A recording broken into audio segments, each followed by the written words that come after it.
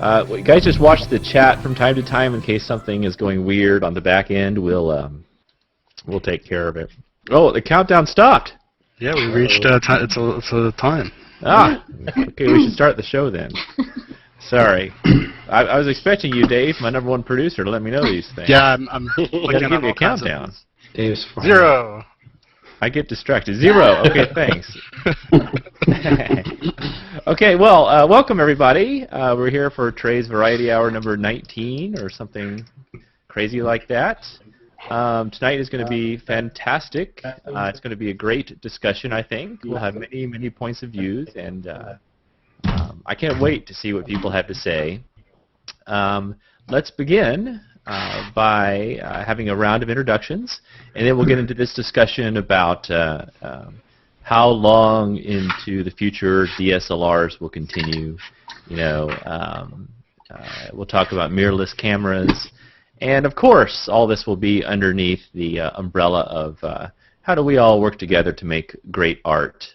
The equipment is important and interesting, but it is, of course, about the art. I think these are the kind of people that I gather in here. I don't get a lot of negative Nancys. Life is too short to hang out with a bunch of negative photographers. I don't like those people. All right, so none of you are those people. Let's go randomly and say hello to people. And go ahead and plug anything you want to. If you've got something you want to talk about, if you've got a workshop, if you have anything, please talk about it. Speaking of that, Jeremy Cowart couldn't join us tonight. He got yanked away by his wife. That's always the perfect excuse. You can always, because if Mama's not happy, then nobody's happy. So that's always a great excuse. But Jeremy is going to be writing an ebook for flatbooks.com sometimes this year, and he's going to join James and so many other people. So I'm excited about that. I know people will love to read what he has to write. Okay, so let's start with Gordon. Hello, Gordon. Hello, Trey. I bring you greetings from what Forbes describes as the friendliest country in the world, New Zealand. Wonderful. Yeah, I run a site called cameralabs.com where I review digital cameras, lenses, and accessories. So if you're interested in buying a new camera and you're wondering how it performs, I try and do real-life tests and talk about, you know, how these things actually work outside of lab conditions, you know, how they really perform in practice. And Trey's got me here because I obviously have those photographs that I can blackmail him with, but also because I'm a passionate believer in small mirrorless interchangeable lens cameras. So I look forward to discussing it with you guys. Very cool. All right. How about you, RC Concepcion?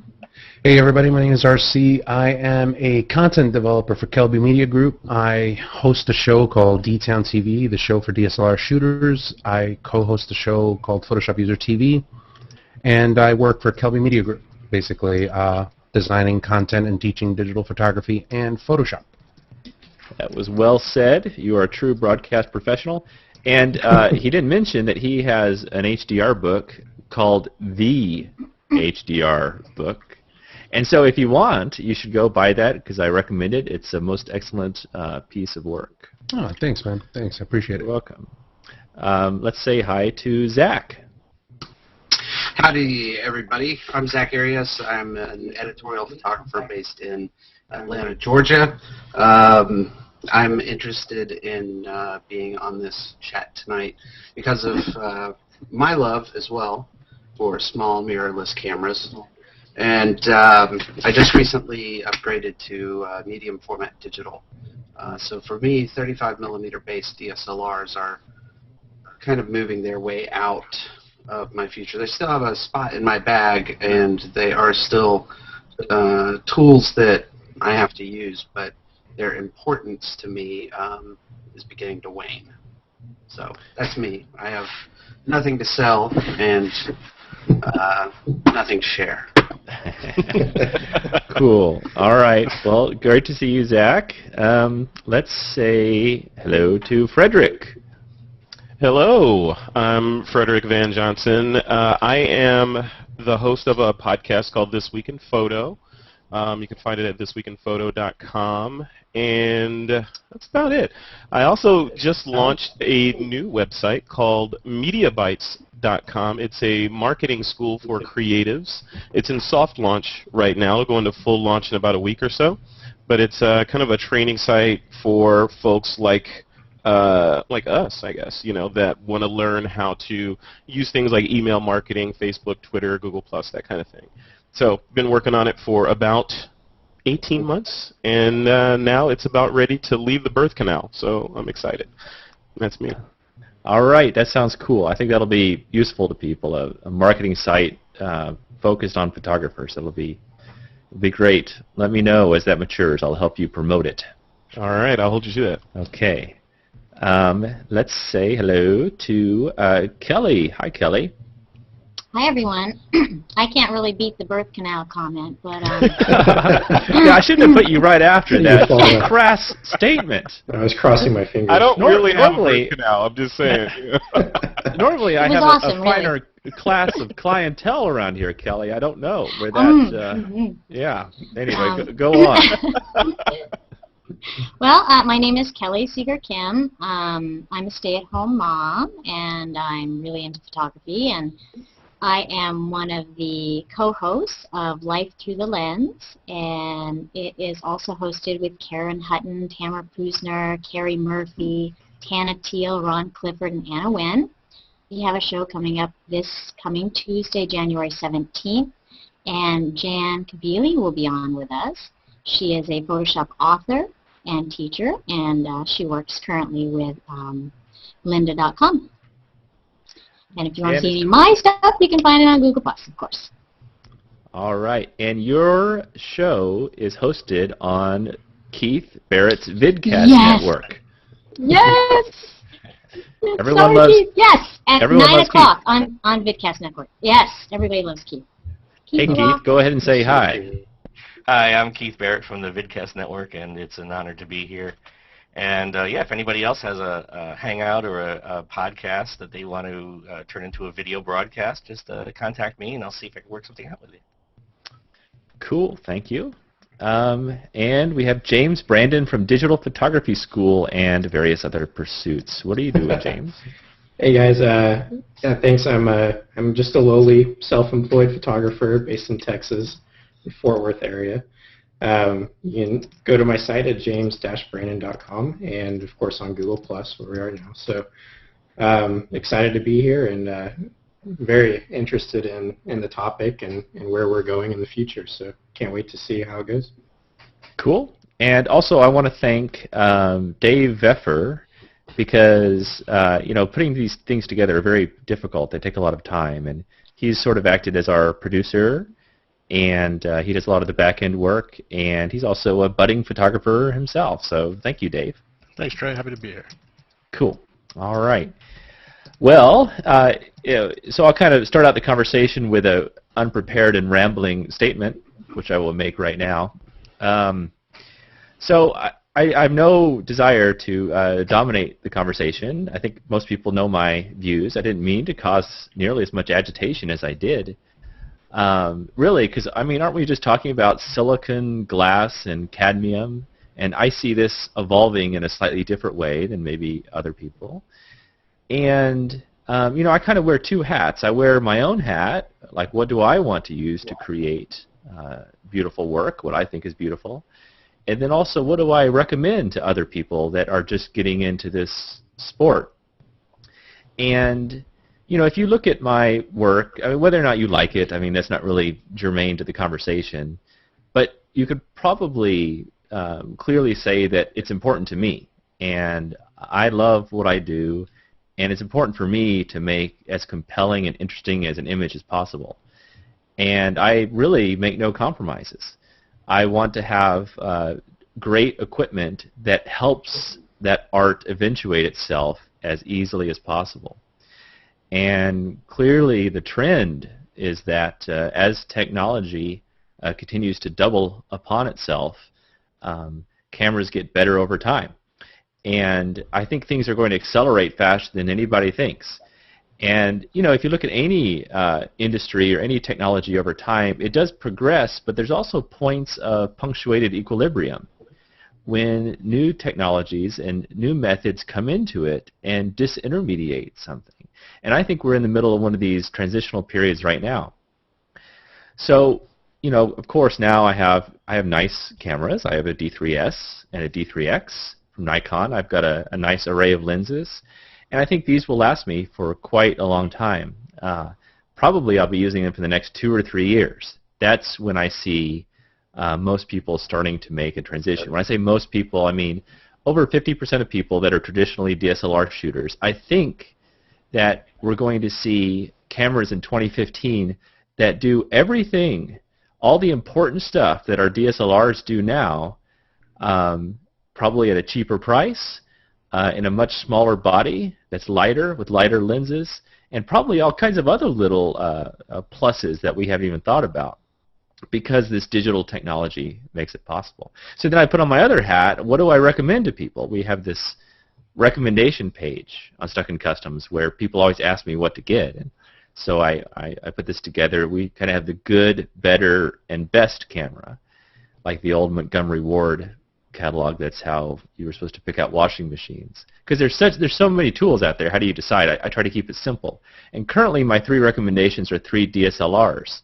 But I honestly don't feel that comfortable anymore with those recommendations, because I want to save people money, and I don't want people to invest thousands and thousands of dollars, I think, like you used to do with a line of cameras that would last you a very, very long time.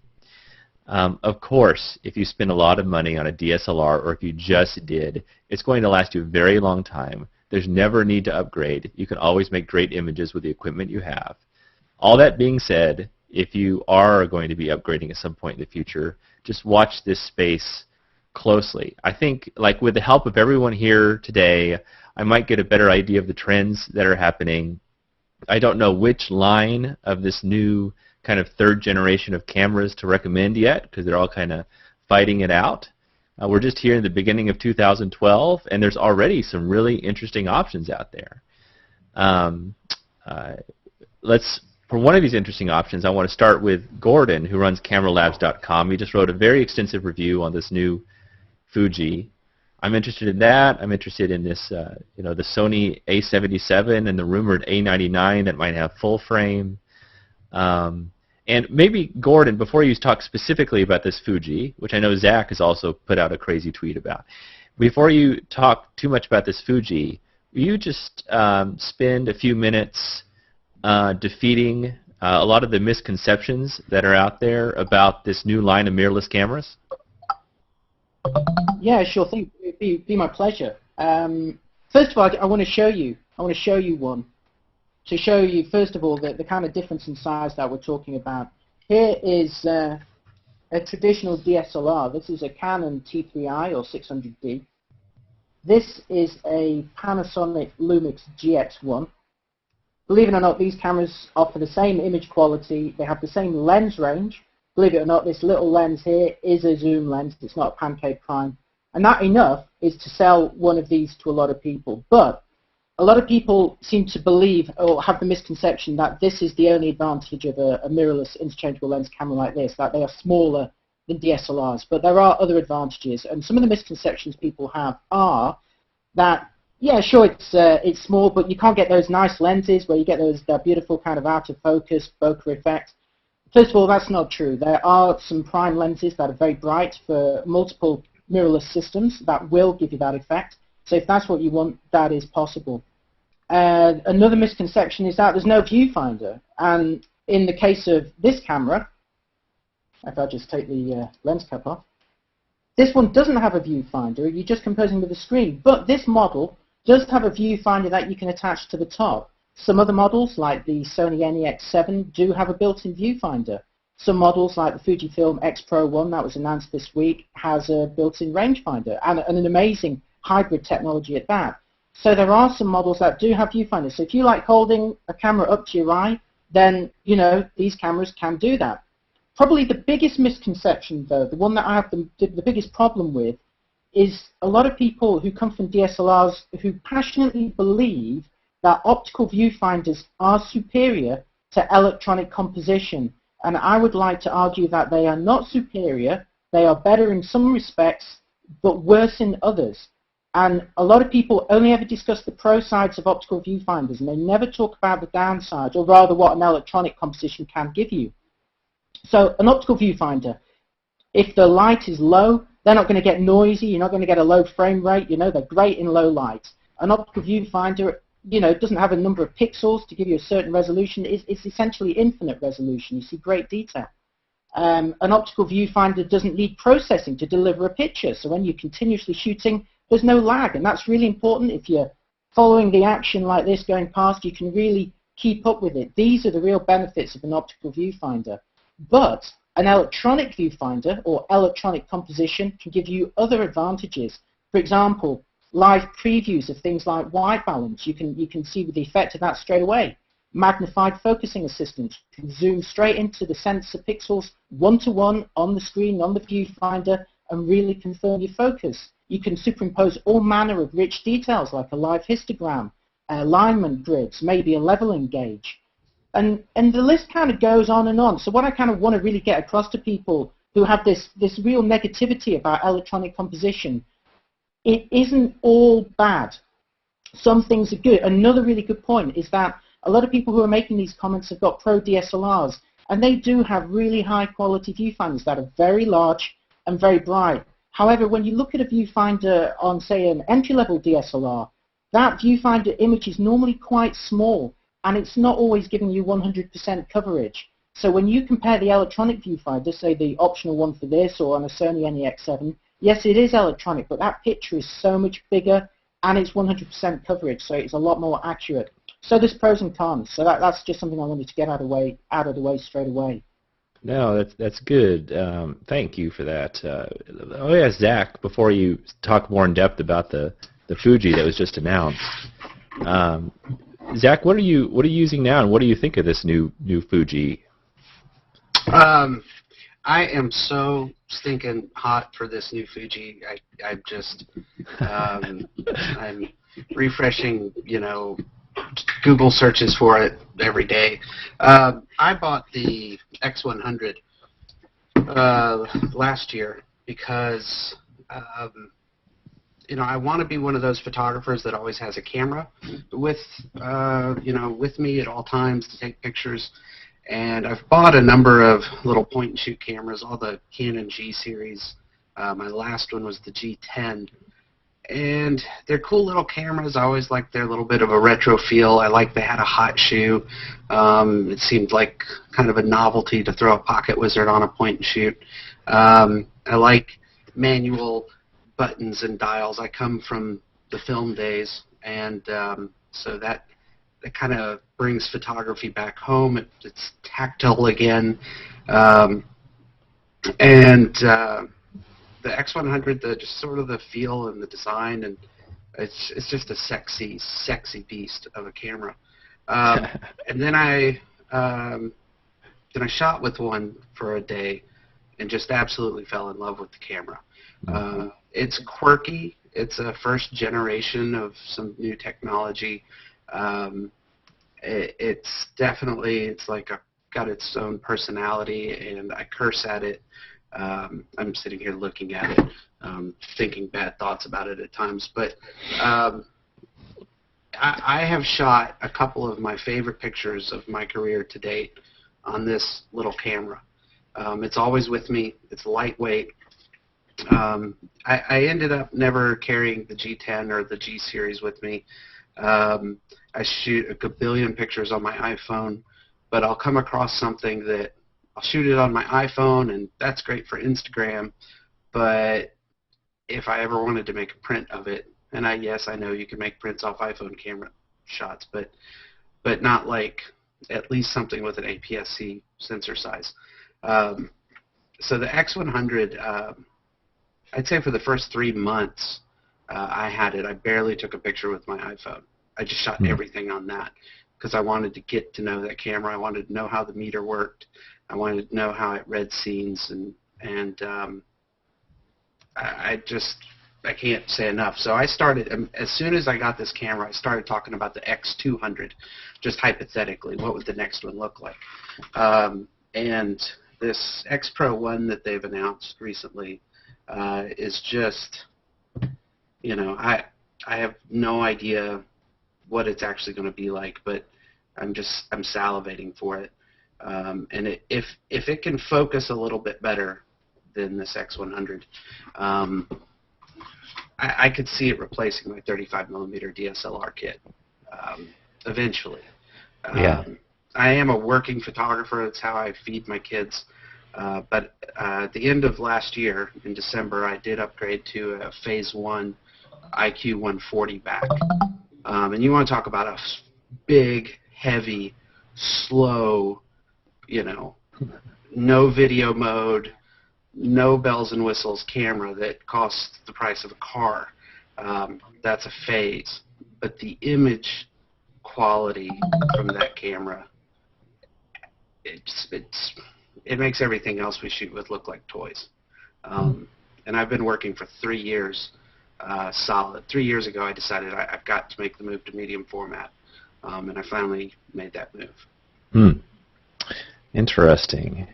Well, I don't want people to think I just stacked the deck with people that agree with me, even though that is the kind of thing I would do. So let's find... As you pull up your goblet. Right. Gordon calls this the goblet of destiny. Hey, RC, you're never shy, and I don't even know where you stand on this. I think you're kind of... You see an equal number of pros and cons in both camp, and you run this DSLR shooter show called D-Town, which is all about DSLRs. So what do you think is going on here?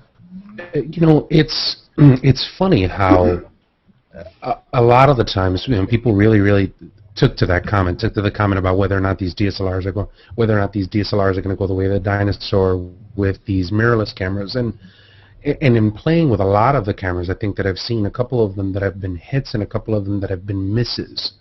Like for me personally, I played with the X100 and I found it to be extremely frustrating. And so much so that I've made my opinions known in a lot of places, and didn't make a lot of friends because of it. That, I think, initially jaded me to what I thought was going to be just this tiny format. I thought of like 4/3 or mirrorless and all of that kind of stuff, almost kind of like tantamount to like Advanix. When Advanix came out, it was just like, you can do this, and it's like a tiny camera with 3 slides, and so I was actually very negative about it. You know, I'm very big into my Nikon stuff. I mean, I love Canon as well. I think Canon's, you know, a great company. But, you know, I have a D3S. I shoot with the holy trinity of lenses, you know, 24 to 72/8, 7200 2.8, 14-24, and I've gotten used to that. I've gotten used to the ruggedness of the shoot. I've gotten used to how fast it can perform. I've gotten used to these things taking a beating. And I think when I first started, probably about maybe a couple months ago, I was just like, you know, it's not going to happen. It's just a fad.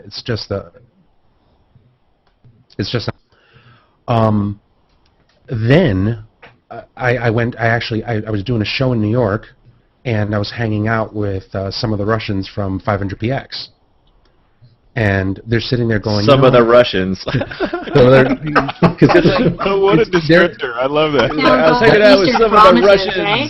That's what I thought. It's awesome because prostitutes. Wow. If you talk to them, money. Why do they got to be Russian? Dude, they're awesome. What are you kidding me, dude? Dude, those Russians from 500px are It's like Andre shows up and all you hear is, "Good afternoon. How are you? This is good." And I'm like, damn, man, you could read the dictionary. This sounds great. But so I'm hanging out with these guys, a great group of guys, and they're like, you know what, man? They're like, you got to take a look at this one camera. You got to take a look at the Sony NEX5. And I was like, all right, let me go and let me take a look at it. And I shot with it a couple times, and I'm like, man, I got to tell you, these guys are onto something. They're onto something. And I think that my opinion started turning a little bit on it. So I started playing with the 5, then I played with the 5N, then I went and played with all of these other cameras. Now, what I will disagree with you on, with this entire, you know, is the DSLR dead? What I can disagree with you on, I think, is the rate at which it's going to die. But I think that it goes without saying that things are going to change, and I think that you made a very, very valid point when the Nikon D4 came out, and everybody was just like, new, and then all of a sudden it's like, not that new. It's like, not that much. It's nice, don't get me wrong, I will be buying one, but not that much, and especially going back and playing with different cameras. Like I went out and I have the NEX5, I have the GX1, and I went out and I shot a couple of the things today with it, and I'm like, this is the way it's going to go. It has to go this way. I mean, it just literally has to. It's like, you look at these DSLR companies and what they're doing from a technology, and these small cameras are really taking it to them. You're beginning to notice that the quality rivals. I mean, I went out and I played with the GX1 today to do some shots, and I'm putting some of them on the stream now. But I was pleasantly surprised. I don't know if I'm surprised to like sell my Nikon, but I was pleasantly surprised as to how well it can do, how good it can do stuff, and for the longest time I thought that my next camera was going to be the Leica M9. I was just going to go retro, get a really, really big sensor and a really, really nice body with really sharp optics, and now I'm kind of like, I don't know. You might actually have something here. The Fuji X-Pro1, when yeah, look at that. Wow, and look at that, it's blurry there too. And that was the at one point it'll focus, don't worry. But it was one of those things, like I saw the X-Pro1 and I was like, oh, daddy like, that's nice. I'm like, if that thing focuses just a hair better than the X100 does, that's going to be some game-changing right there. Because, I mean, the X100, I didn't necessarily dig it because of the focus. I found it to be very problematic, to be nice. But when it focused, when it actually decided to do its job and actually take a shot, it was razor sharp. Like, you took a look at some of the pictures and you're like, wow, this is good. This is really good. So I didn't like the probability of it. If I was going to screw up a shot, I wanted to screw up the shot. I don't want a box kind of randomly screwing up the shot. So if the X-Pro1 does it from a focus standpoint, we could be looking at the start of something really, really good. That said, people got a lot of catching up to the Sony and to the Panasonic. They're doing very, very well. So, yeah, I agree and I disagree.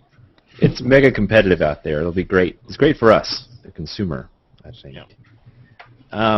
Hey, Kelly, what do you think about all this? Are you, when you're looking at getting a new camera, how long are you thinking about keeping what you have, or what do you think about this stuff much, or where are you at?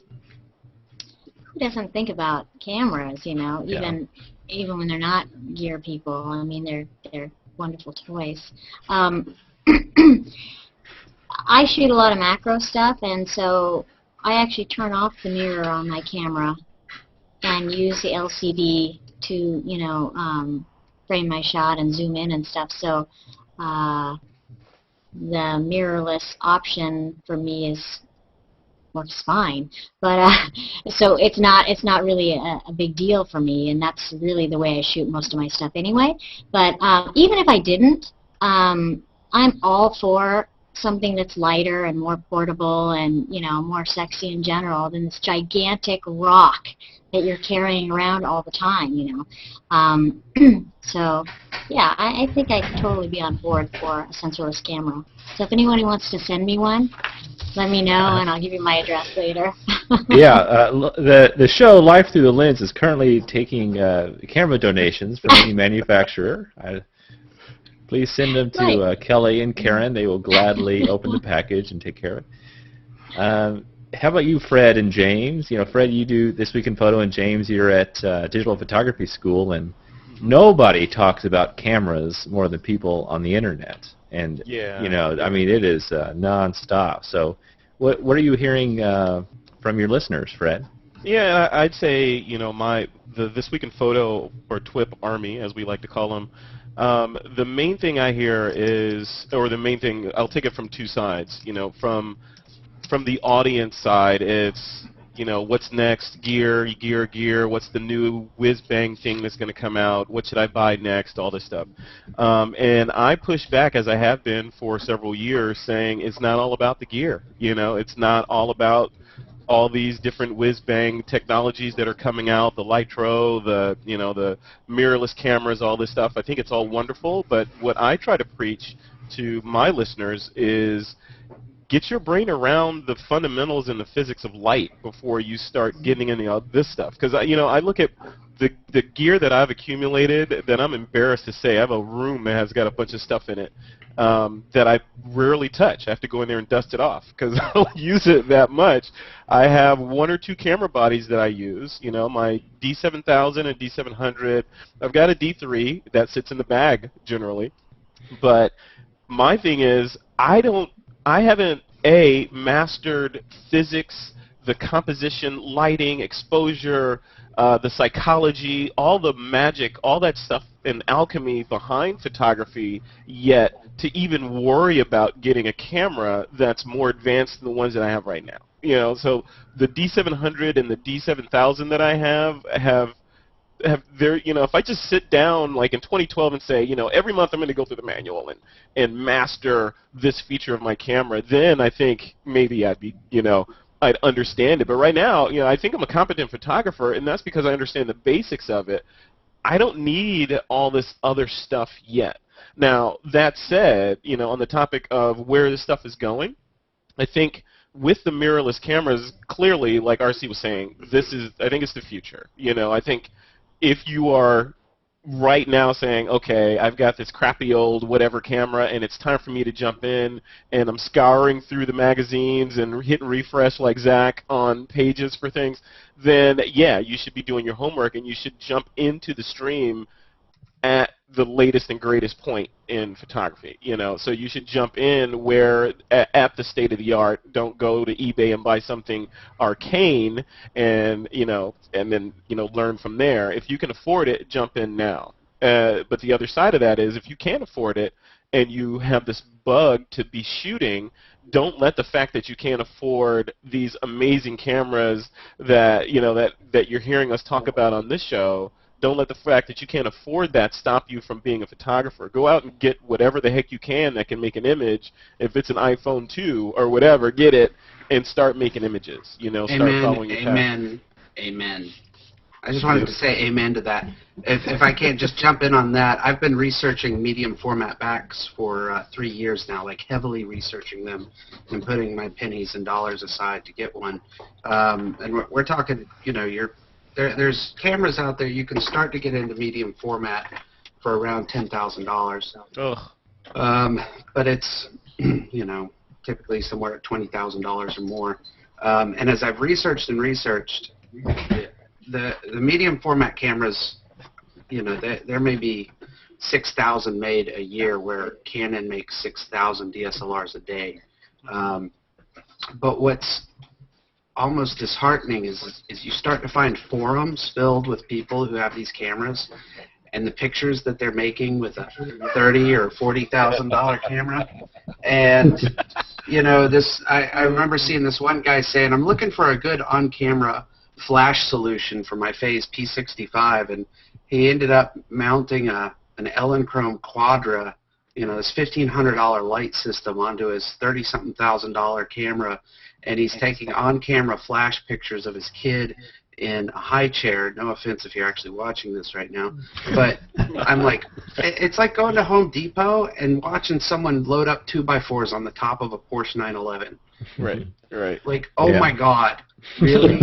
And so the fact of, well, I need this camera to take better pictures, it's never, ever true. True. And you know what? I will say two things. I will say two things to that, and one of them is to totally give credit to Zach where credit is due. I think that sometimes what happens in our influence right? A lot of the times people see us, right? We have the benefit to have a lot of people watch what we do. And I think that sometimes photographers are very remiss at kind of pointing out the details. Like, it's very, very easy for me to turn around and go, bam, hanging out with the Leica M9. And you don't say anything else, and people turn around and they go, oh, that's what I need. That's it right there. The M9, that's what I need. Okay, selling stuff, going to the M9. And we just kind of casually mention that kind of stuff, and we go, you know, here I was hanging out with my D3X, and I was doing this kind of stuff, and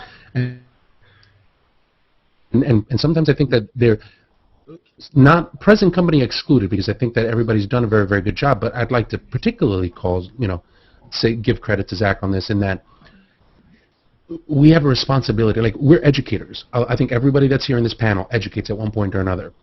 And I think that sometimes the industry has a habit of saying that, and you don't read the parentheses. It's like, hey, I just got the M9 that Leica sent me for a review and that I have to send back next week. But I'm not going to tell you that, you know, or I have the D3X that I rented. And I'm not going to tell you, or that I'm, here I am rolling with my Phase 1 that I rented. And I think that, Zack's been very, very good about, kind of saying, look, I did this for 3 years. I gave this up. I sold this. I bought this. I worked these jobs to be able to do this. And I think that gives a very, very responsible opinion of how this stuff happens. And I think that we have a responsibility to be able to do that. I get to play with these things because we have a review show. These people turn around and they hand us stuff, and some of these are cheap, so you just buy them. But I think that we send that really, really bad message out, where we turn around and we go, oh yeah, this is what you need. Hey, I'll show you guys a picture. I host a photography meetup group down here in Tampa. And there was a girl who's sitting at this meetup group, and she turned around and she's just pissed. She's pissed at this group. We're at this studio. Everybody's shooting in these like mock groups, and she's holding her D300 and she's just pissed. She has a D300. She has a Sigma lens.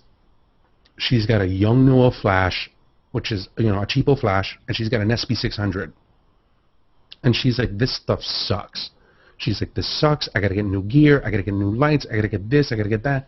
She's a little annoying, so I calmed her down. And I was just like, listen, chill. Just chill. I was like, what's the matter with your gear? And I'm like, she's like, this sucks. I need the D3S. And I'm like, watch this. So I grabbed one of the models, and I put him up against the wall. And I said, dude, can you stand there for 2 seconds? And I was like, 2 seconds. Just chill there for 2 seconds. Here, you grab this light. Here, you grab this light. I grabbed 2 people, I gave them this light, and then that evening, I posted that picture. And I'm like, ta-da! It's not the arrows. Here, I'll share my screen so people can see it. Okay. Yeah, and I think that's the thing. Like, she looked at it and she's like, oh, and I'm like, you'd be so much better at taking the money to be able to do that stuff and spending it on education, or spending the time to be able to do that. And you live in a time right now where the education for all of this stuff is so easy to get. Yep. It used to be so hard to learn how to do this stuff, and now it's like you got Google, and you got Camera Labs, and you got Digital Photography School, and you got One Light and Strobus and Kelby Training, and it's like, dude, you can be a rock star on cheap equipment, but we don't want to hear that. And I think that hopefully, if there's pros that are out there watching this, I really, really hope that you guys kind of stop faking the funk. It's just be real about that. Start talking to people about the art, and stop talking about the hammer. I love that. Yeah, that's exactly where I was coming from. It's you can. If you I mean, if you think about it, if you can back up and get your brain around all this other stuff that it takes to make a great image, like even Zach, I was following you a while back, and when you were doing, I don't know if you're still doing it, but you were doing the one light workshops, and just sort of preaching how you could get these amazingly crazy, insane images with just one single light. I was like, bravo, because people are out there thinking, oh wow, I need to go. I saw this guy shooting with 16 speed lights. That's what I need in order to get a good shot. Really, you don't. And Zach, you're proving it.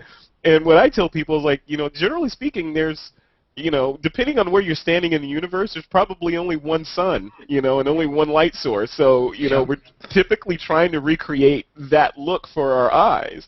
So I just applaud that when people think, okay, or when you go down the path of, you can do less with more. You can do brilliance when forced into a corner with a MacGyver, bubble gum and a paperclip.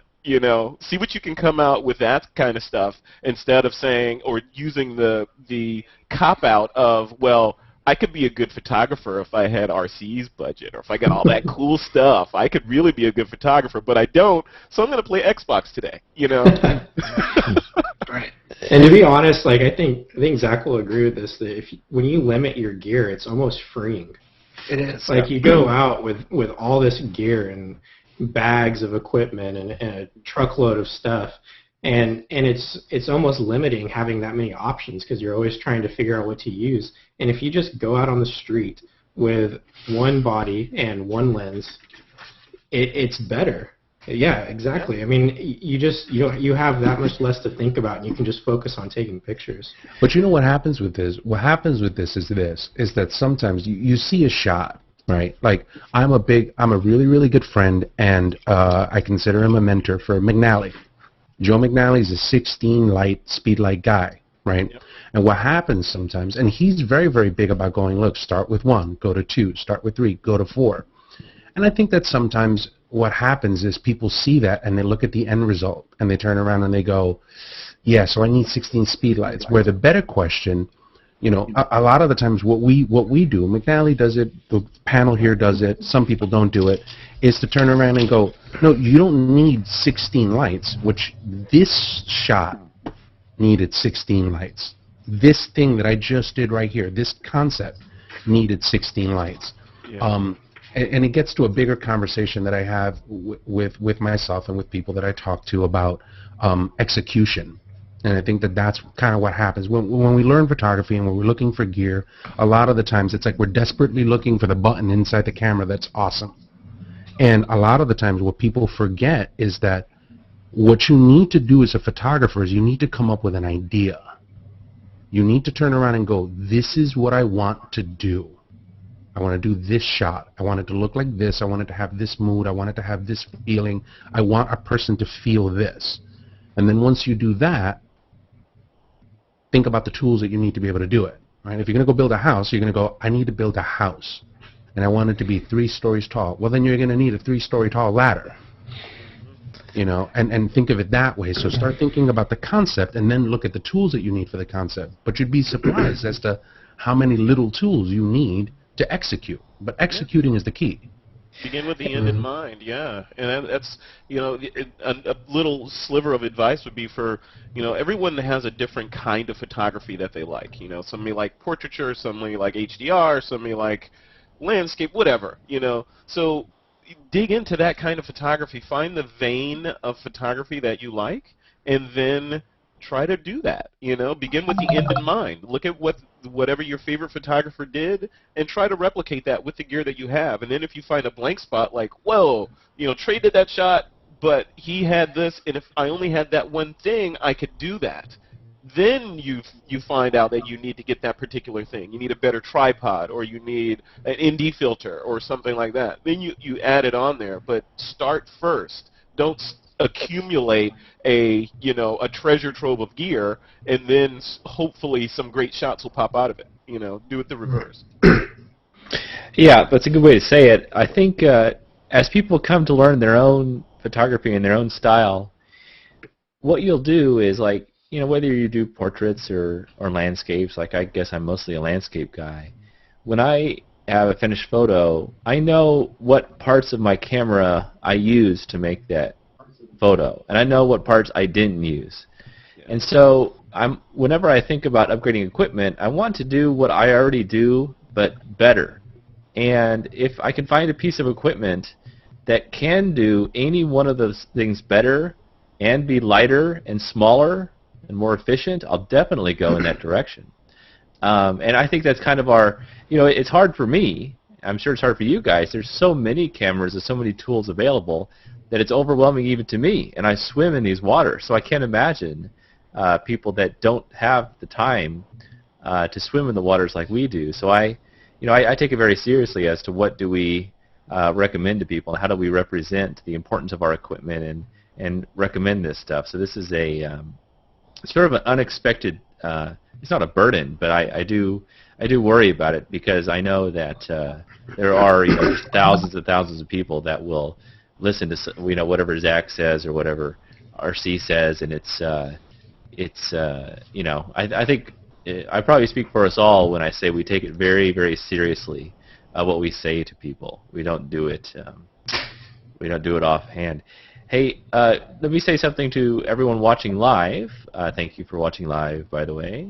We appreciate it. And if you have questions, we will do Q&A at the end, as always. Just leave your question in the comments for the Hangout.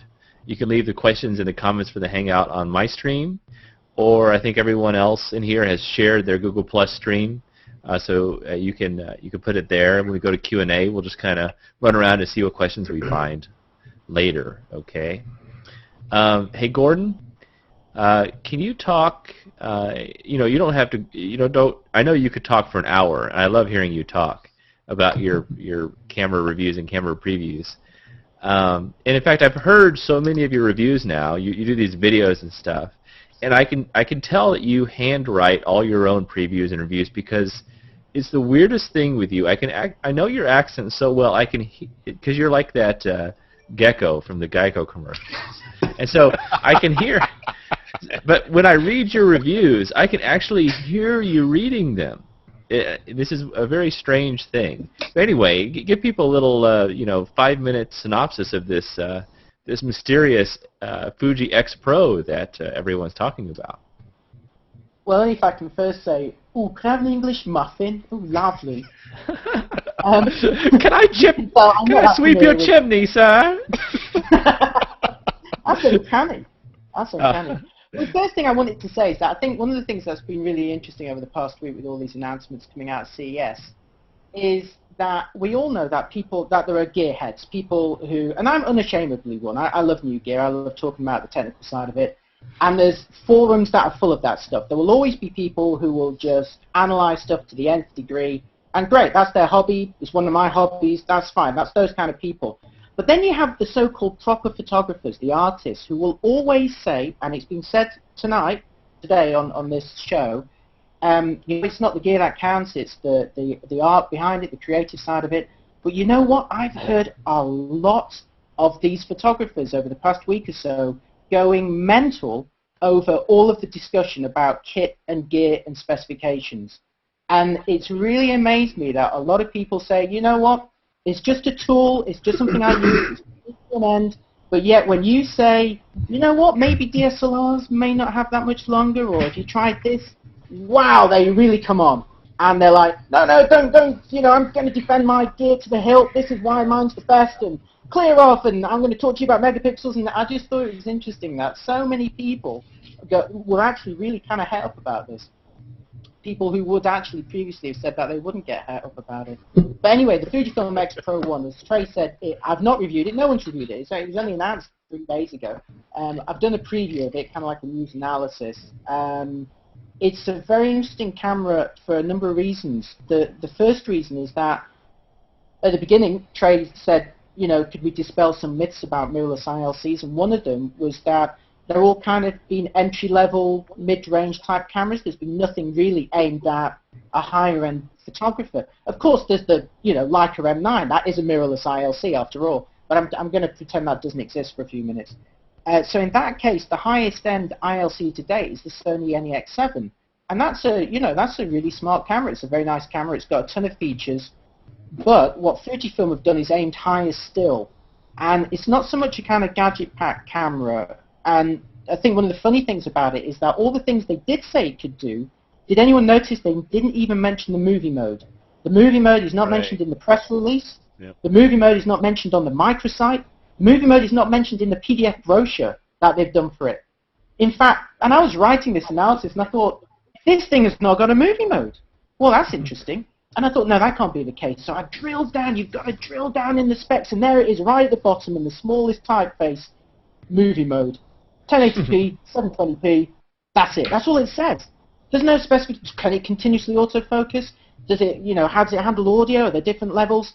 No other detail. No other detail. And that kind of says quite a lot about maybe who they're aiming it at. But there's a lot of really interesting things about this camera. First of all, the build quality and the design. As Zack will tell you, the X100 that came before it, unashamedly retro and analog in its controls. If you ever owned a film camera or you like the style of them, it's hard not to feel attracted to this thing. I mean, beautiful, beautiful controls. Although it is actually physically quite a bit bigger and heavier than the X100. It's got that amazing hybrid rangefinder in it. They've got this. I mean, I had a Mamiya 7.2 medium format camera for a few years. I couldn't use it. The quality from this thing was phenomenal, but I could never frame it right. All my pictures were a bit squint.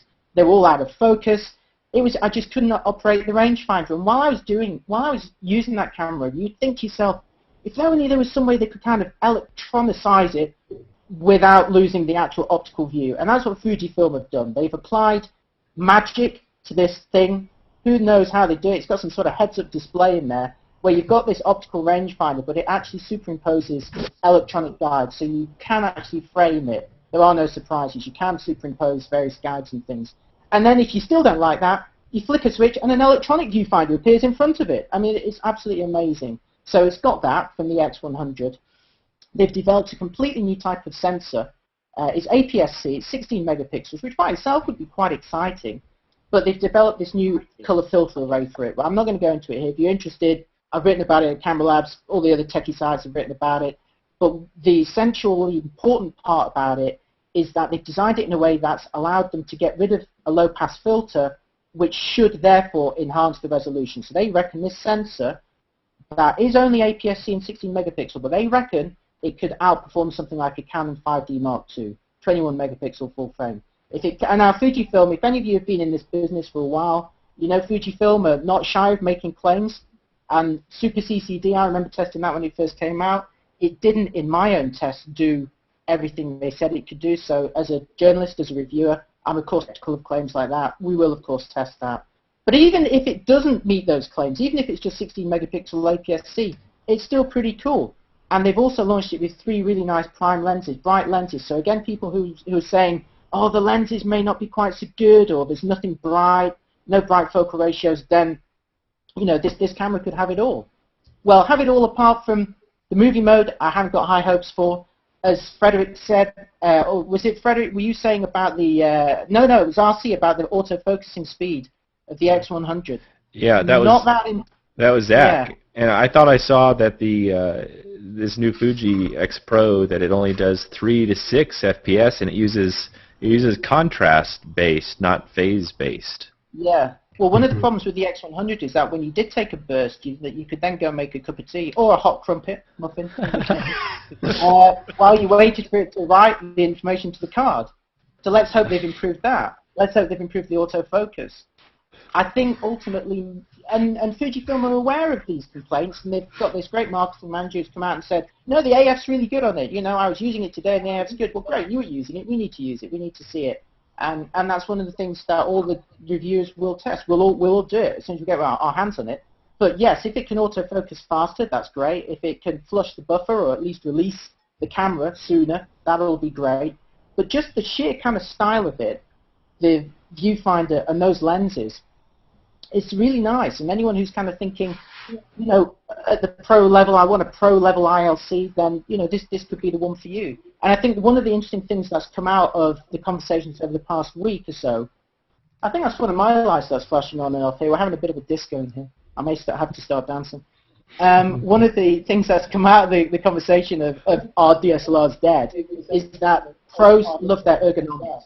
You know, they like decent build quality, they like something to hold on to, and so far all the ILCs have been pretty small. So if someone can come out with one that's built really well, that feels really good in your hands, then that's going to please a lot of higher end people. And this is the first step to that. Yeah. Yeah, that's what I kind of feel like, is that we want a camera that we can kind of take out and bang around a little bit.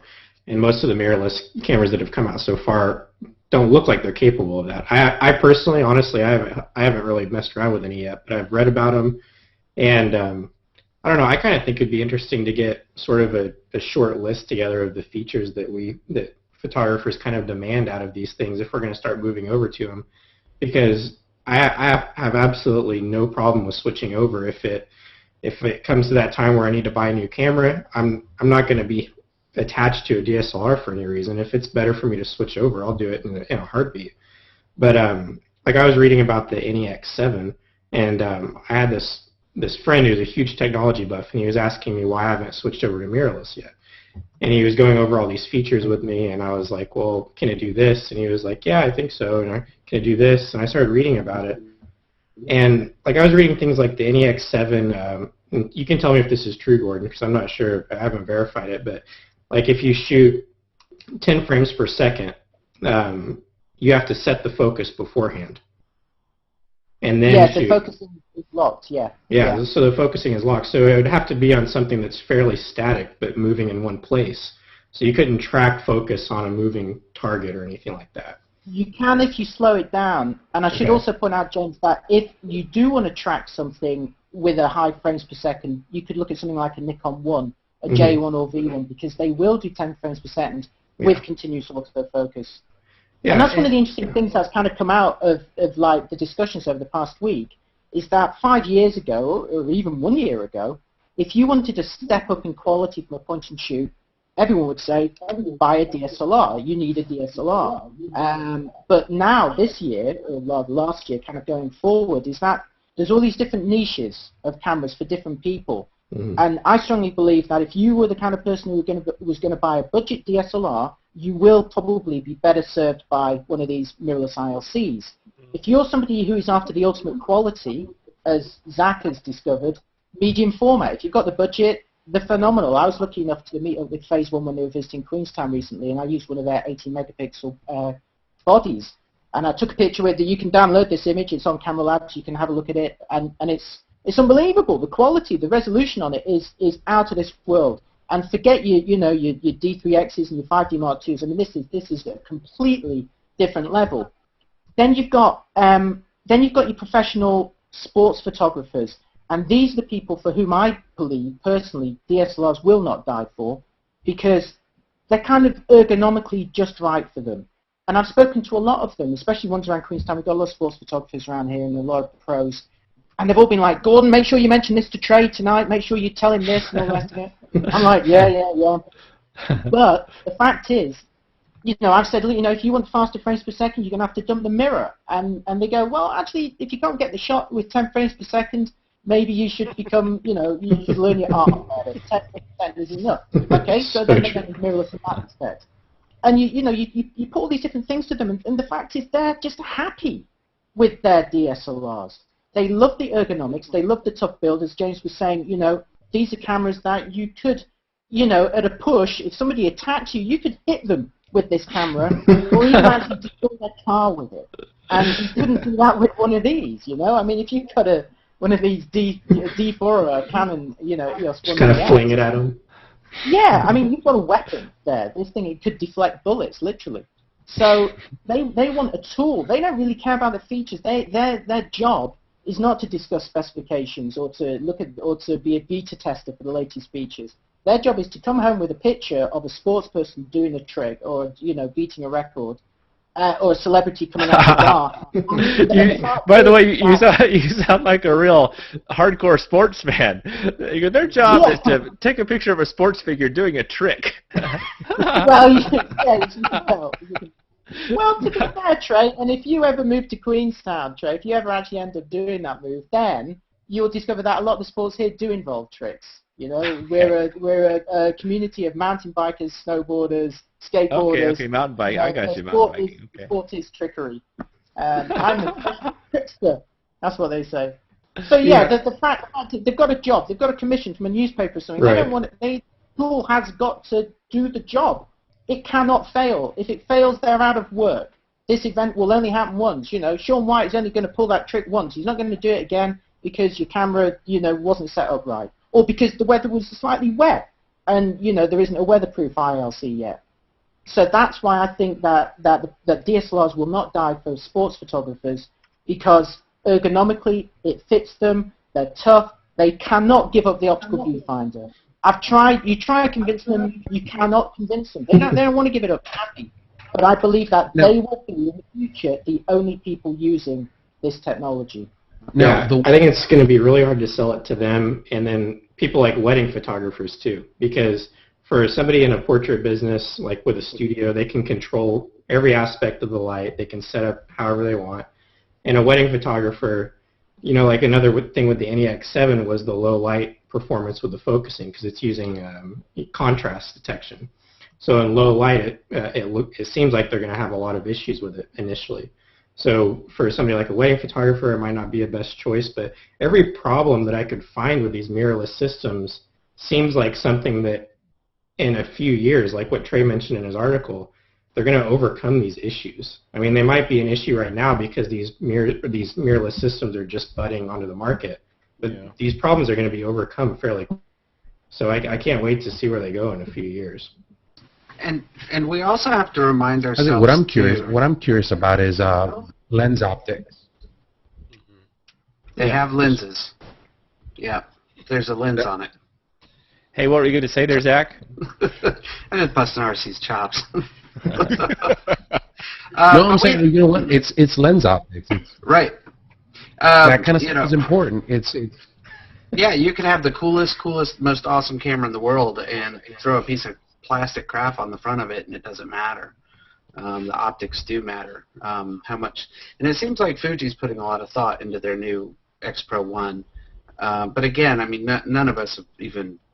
I haven't set eyes on one, let alone touched it, shot with it, you know, and as James was saying, it's got to be able to take a bit of a beating. That's what I love about my X100 is it's already scratched and dented, and it's taken a beating and still going. But what I wanted to say, the point I wanted to make about all of this, you know, mirrorless versus DSLR versus this, and all the people, fighting this cause or fighting that cause, is how many times have we seen this? And I'm a pretty young guy. I'm only 39. I'm feeling older, but it wasn't long ago that I had a Nikon F3 manual focus, 35 millimeter camera, and as I was trying to go pro, what was I trying to do? Go to medium format. And there were no autofocus medium format cameras when I was out there. And how many weddings have been shot with a freaking Hasselblad?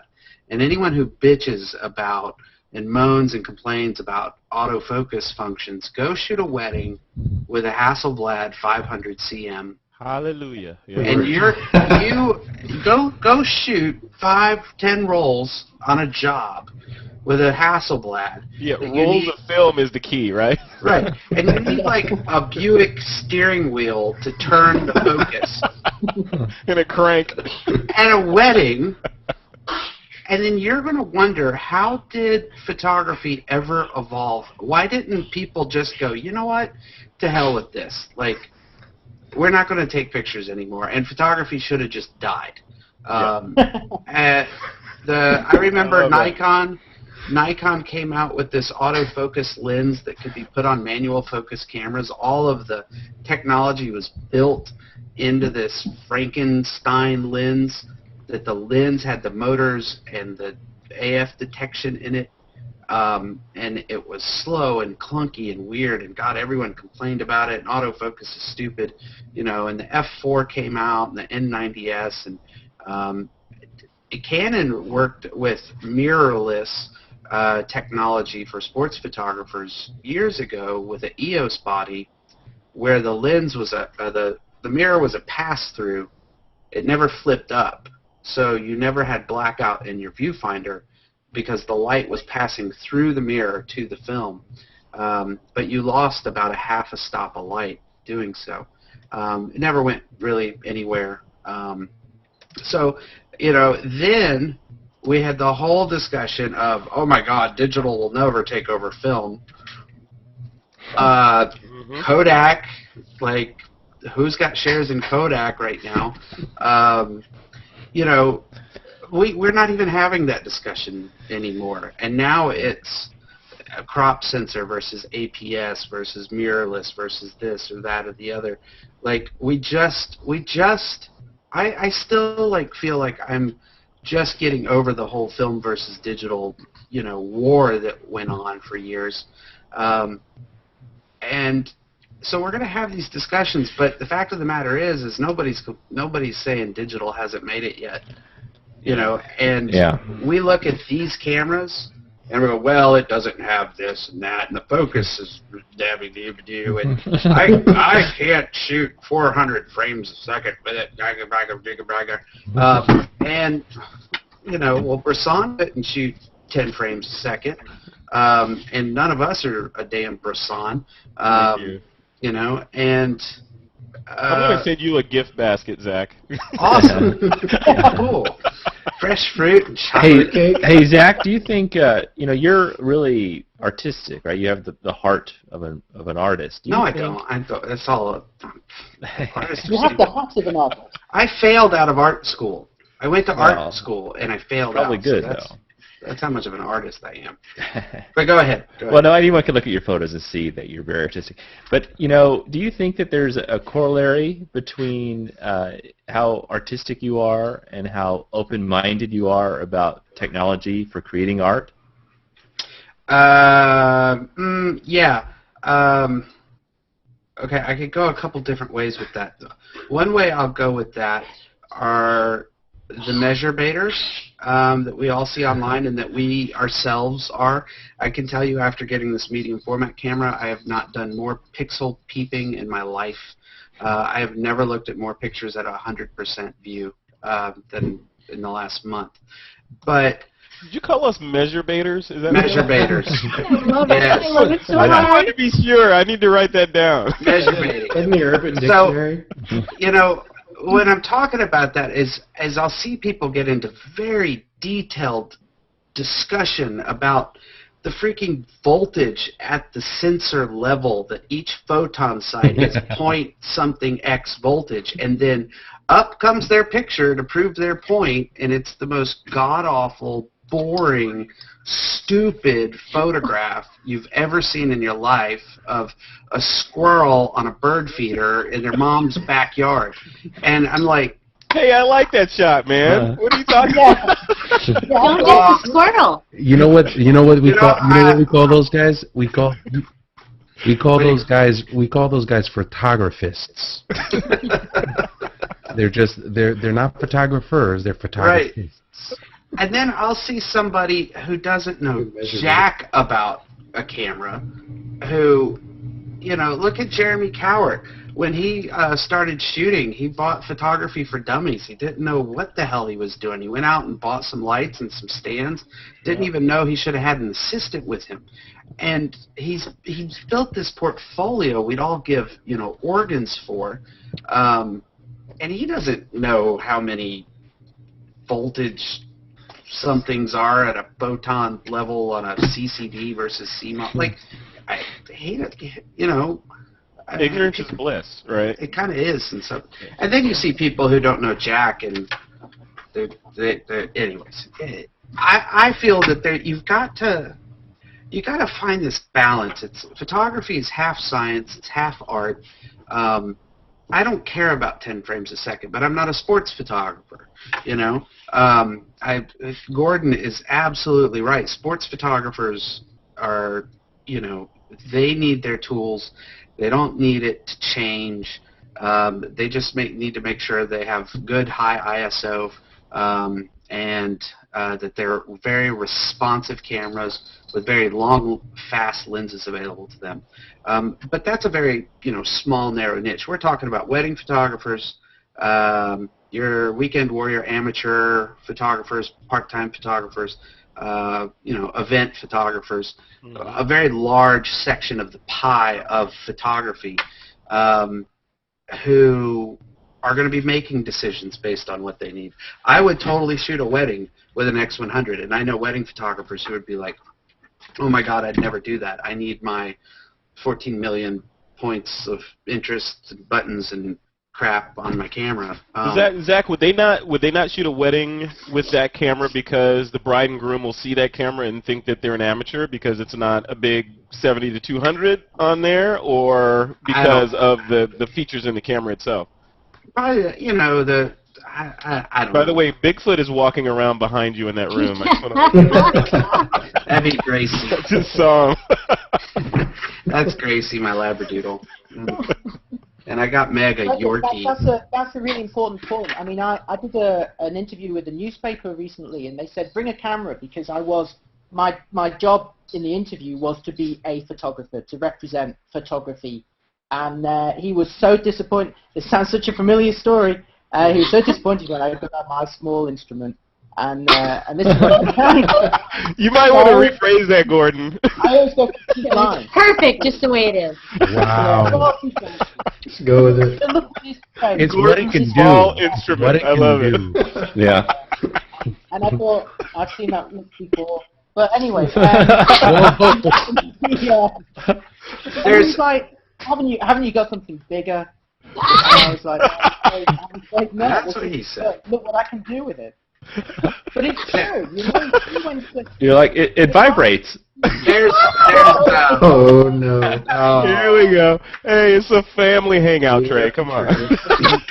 not at this time of night. Okay, Plus, all of plus. you guys and gals, all right?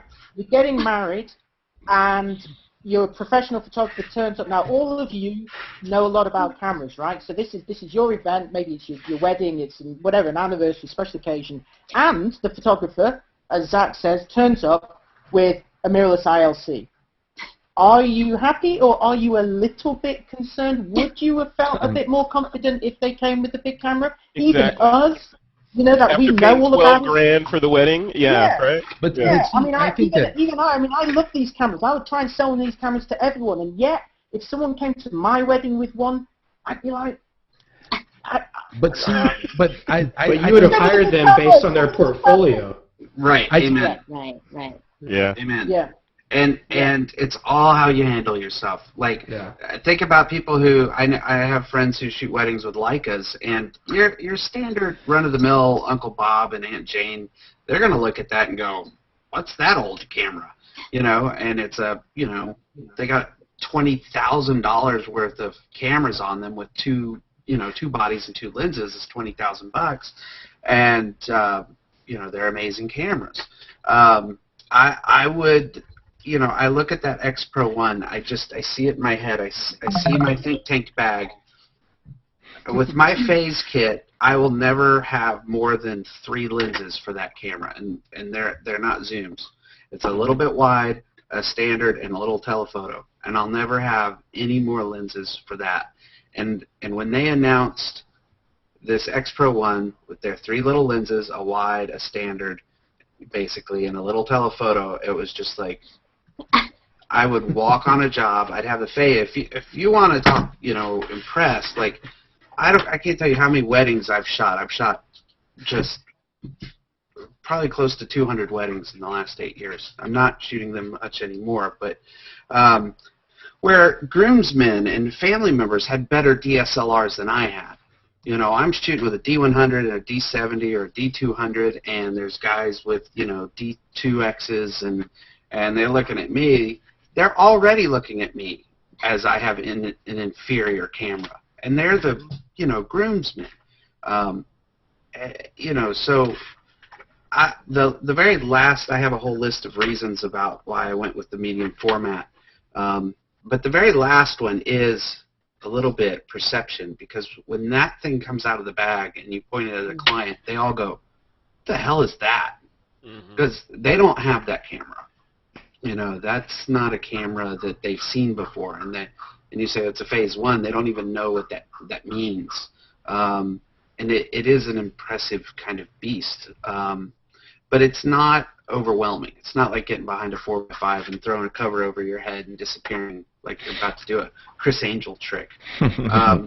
But I've walked the streets with my little X100, and I cannot tell you how many times I've been stopped going, that's a cool little camera. What is that? Oh my God, it's digital? Really? I thought it was like an old retro 60s camera. And I would show up at a wedding with an X-Pro1. I don't care how much I was getting paid with it. I see it one on each side, a little wide angle, a little telephoto. I shoot a whole wedding with it. And you know, I hope the focus is better. But hell, I'm a Canon shooter, so I'm already used to bad focusing. You know. I was going to say that, but I was holding back. You know, I've shot weddings with the 5D Mark II, and I've just cursed that camera to hell because the focusing sucks so much on the 5D Mark II. If I was a full-time wedding shooter, I would never have switched to the Canon. I would have stayed Nikon. And when people say, oh, I want to shoot weddings, sell your effing Nikons or your Canons and get a Nikon if you're going to be an event photographer. But I'm excited about these little cameras. I'm very much a minimalist at heart. I don't need 1,400,000 lenses available to me. I only need a couple, you know. A good craftsman who's very good at their job, they don't need an 18-wheeler of tools. They need a very basic set of saws and hammers and screwdrivers or whatever to do a great job. And you look back in history and where we stand on the shoulders of many great photographers who will have shot a body of work in their life greater than anything that we have. And they did it with less tools, less technology, no autofocus. And people would say, well, if they had autofocus, they'd be using it. We got people like Dan Winters who are still shooting 4x5 and kicking all of our asses photographically. And there ain't no autofocus and zone metering and TTL flash and all the other crap with that, and you're looking through a 4x5 and everything is upside down and reversed. And Dan Winters is killing it, and he could have any camera he wanted.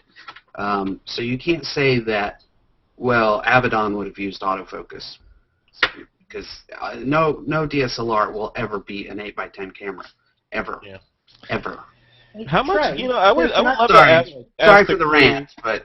No, how much of the feature creep and the new features that we see, and this is coming from a guy that worked in marketing at, you know, a high-tech company, so I know about the mind control stuff. So how much of this stuff that we see coming out every 6 months or year or whatever is from marketers that are pulling our strings to say, okay, what buttons can we push to get these guys to buy our next thing, and what are the things that we actually need, you know, I mean, to be a better photographer. So I think that's the key. You know, what do you need? What are the tools that you need in order to execute on your vision, and what is some marketing manager's idea of what he needs you to have in order to make his bottom line so he doesn't get laid off? Well, I wonder if things are going to change because, you know, marketing is changing so much. And you know, people used to get their, you know, they used to make their buying decisions based on, you know, maybe an ad they saw with bullet points in a magazine or, you know, these various other mechanisms. But I think in the future, people are going to make their buying recommendations based on people like us. You know, if you say something is good because of this, they'll buy it, right? If Gordon says, look, the marketing says this is great, but I'll tell you, that doesn't even matter. People are going to listen to what Gordon says. They're not going to listen to what the marketers say. Yeah. So I think because the nature of the way people buy things is changing, it will force, not immediately, but it will force over time the manufacturers to start focusing on things that we actually, because we know what we're talking about, right? We can see through all that nonsense.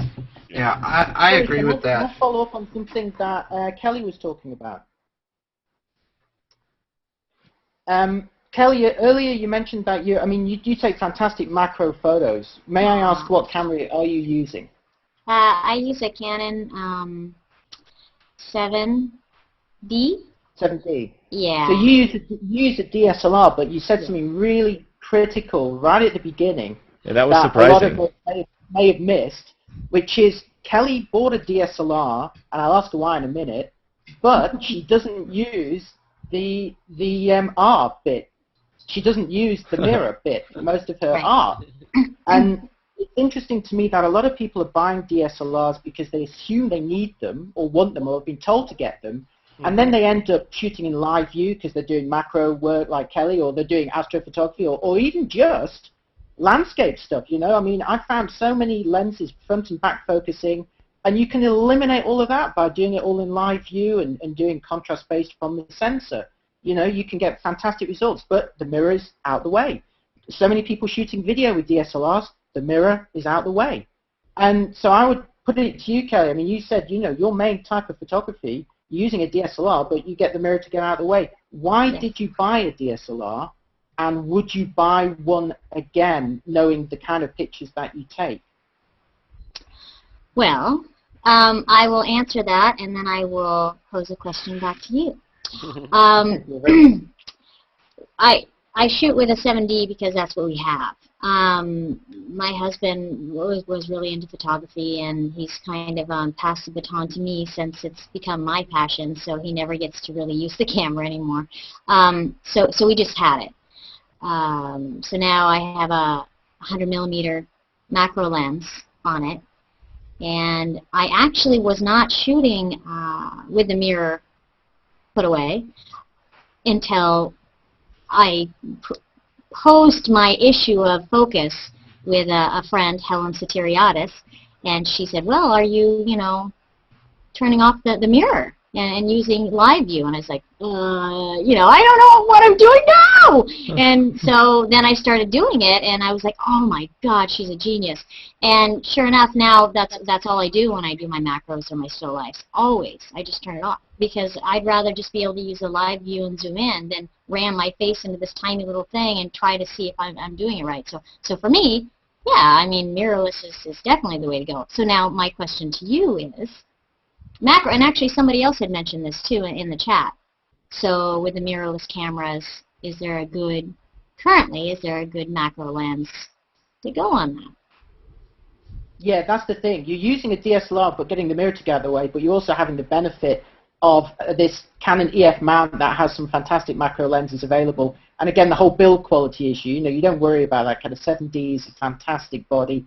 And I'm assuming you've got is it the Mark II 100mm macro? It's a either way. Yes, I've got the 2.8. Brilliant lens. There are some macro lenses available for some of the formats. The Micro Four Thirds format has got some macro lenses. Sony's just brought one out for the NEX. The trouble is that they're all quite short focal lengths at the moment, as I recall, which means you may be closer to your subject than you'd want to be, maybe closer than you are now. You've got a 100mm, which is quite a long macro lens, and you're using that on a 1.6 crop. So how far away typically are you from your subjects? It depends on what I'm shooting. I mean, sometimes I'm really just ramming the lens right up to the subject, I mean, quite honestly. Obviously, for a portrait, I'm not doing that. Yeah, I mean, this is one of the problems at the moment, is that I could say to you, hey, Kelly, you've just answered your own question. You don't use the mirror, therefore you should buy a mirrorless camera. But then the next question is, as you said, well, show me the good lenses, show me the great macro lenses. And there are some, but personally speaking, I've not tested them, so I can't really comment on them. There is, I think, a 45mm macro for Micro Four Thirds that you then times by 2. And everyone tells me it's great, but I've got to have a look at that myself. But certainly, there's not like choice of 3 or 4 different macro lenses. I mean, our forum moderator at Camera Labs, Thomas, is a great lens tester and a great macro photographer, and we're just about to publish some reviews he's done of Nikon macro lenses. I'm just writing the verdicts of these, and you just casually say, oh, Nikon currently sells 10 macro lenses. 4 of them are new with AFS. 2 of them are tilt shifts. Maybe it's unfair to class them, but they do class them as micro nickels. And then there's a load of there's 4 older ones still on sale. They have a choice of 10. So Wow. that is the kind of downside at the moment with the mirrorless systems, is that the native lens catalogs are still quite minimal. The benefit, obviously, with getting rid of the mirror and having that really small focusing distance, really small lens to sensor distance, is that you can adapt almost any other lens to them. So you could say, well, hey, you just mount a Nikon lens on there, mount a Canon lens, mount a Leica lens. You can have any of them.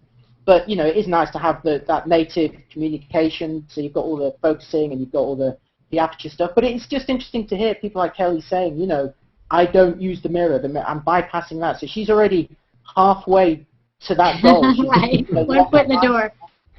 Yeah, yeah. I think an important thing is, like, Kelli doesn't need to go sell her 7D and go mirrorless right now. And I think everybody here is probably using almost brand new camera, if not a year old, probably, or 2 years. So none of us need to go, you know, jump on the mirrorless bandwagon right away.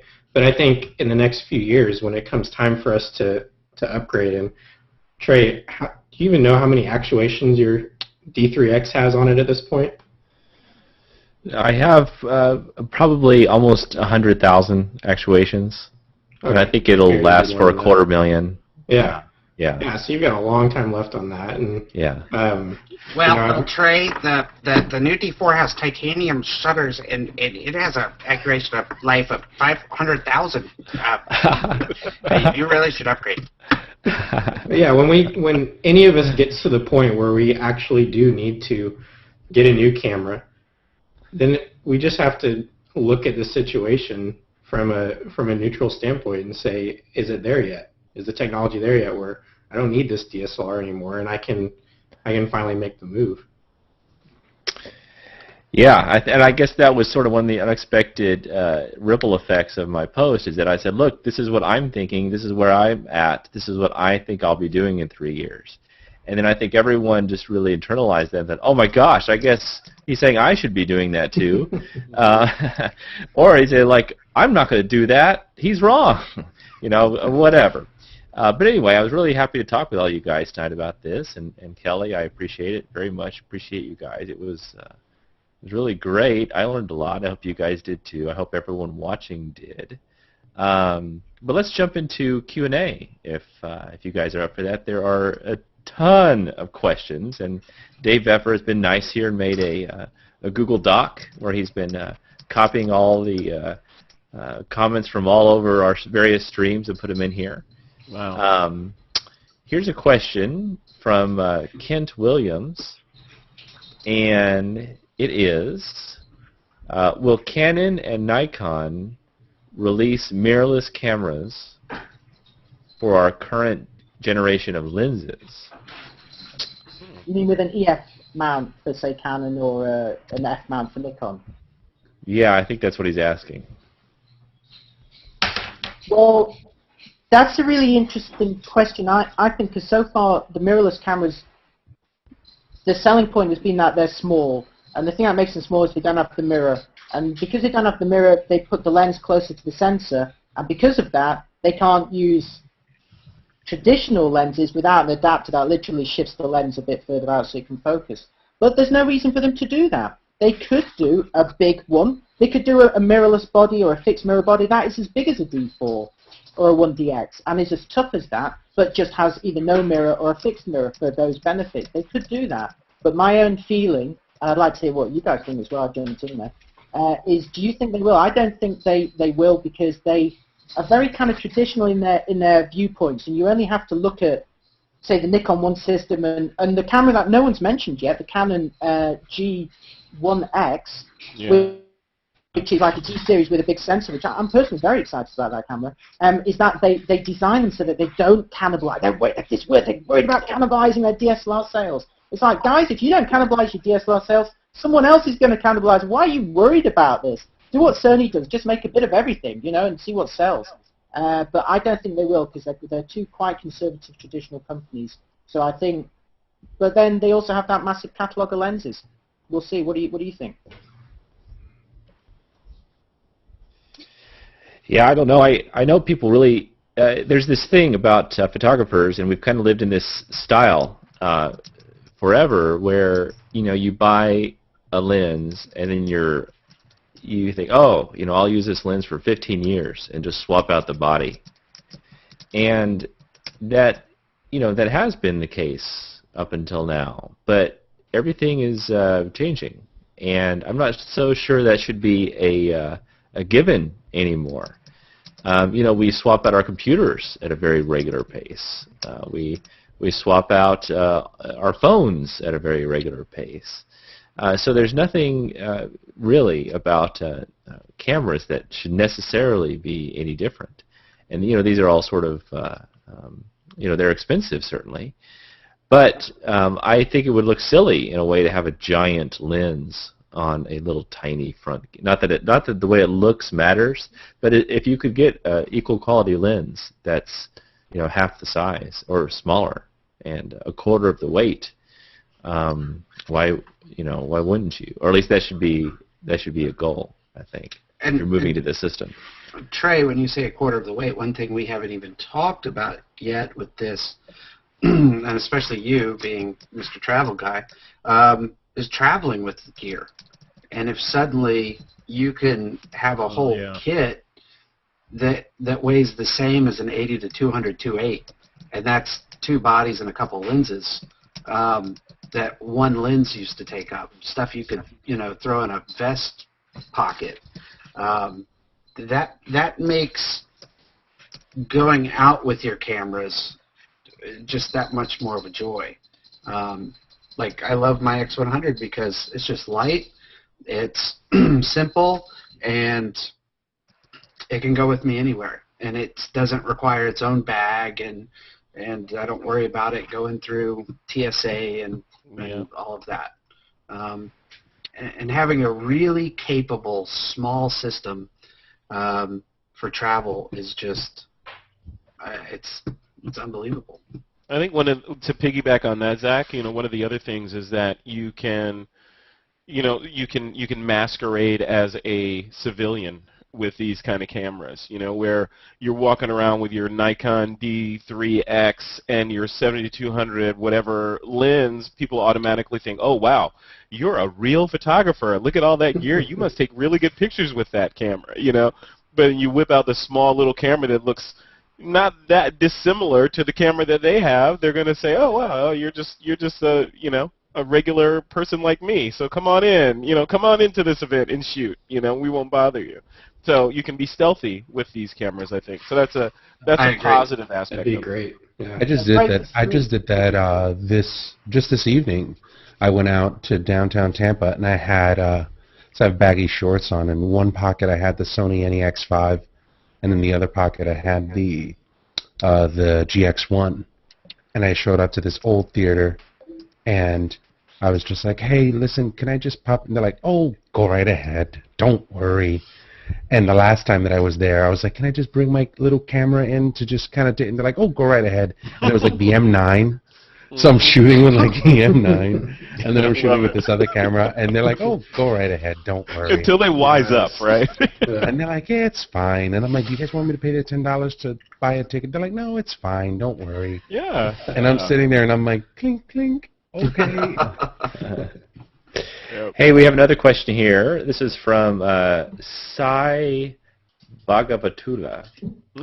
He says, are there any other concept cameras, apart from the mirrorless, which you guys know can be big in advanced photography?